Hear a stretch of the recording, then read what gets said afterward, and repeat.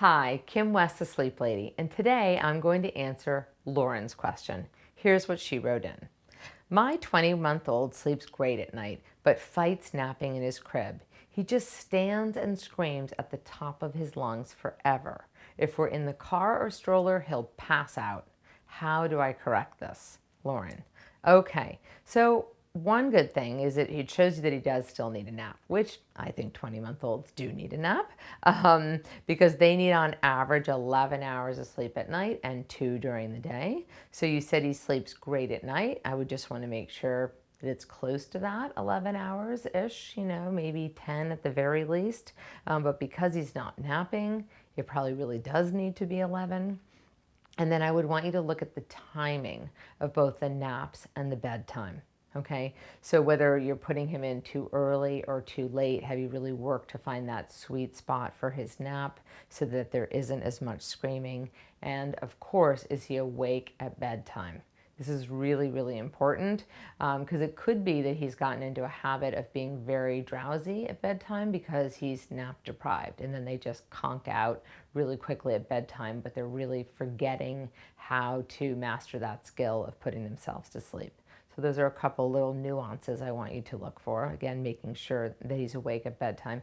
And then I would really encourage you to nap coach him. Since it sounds like he stands and screams and you might be leaving, I would try seeing what happens if you go in after you found that perfect nap time window and you sit next to his crib and just, close your eyes yourself, pat the mattress, encourage him to lie down, making sure the room is really quiet and dark and there's not a lot of distractions, and encourage him to lie down. Don't lay him down, but you encourage him to lie down. And if you feel like, oh, that's too stimulating, he's being too playful with me because I'm right there, you can either scoot away or you can lie on the floor and just be like, shh, shh, shh, mommy's lying here until you're asleep.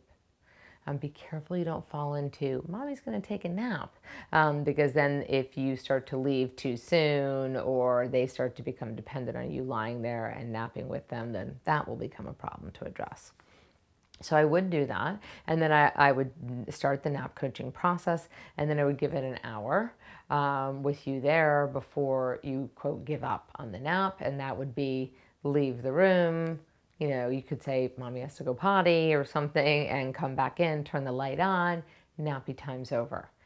Make sure you don't say things like, oh, you didn't sleep, now we're going for a drive, and you're going to take a nap in the car. Because I've had children this age, when you come back in, they say car, they know that that's what you're going to do next. So be careful we don't do that. So you might want to have a little break, little snack, sippy cup of water, some apple slices, something like that, and then go into the car or stroller, if it's 30, 45 minutes later, and just make sure he gets that nap in so that he doesn't become further and further sleep deprived. And then again, bedtime will probably have to be on the earlier side because, motion sleep is better than nothing, but it's not as good as a solitary quiet nap in the crib. And again, naps take about 2 to 3 weeks, Lauren, so try to be patient and get through this process. It will be worth it in the end.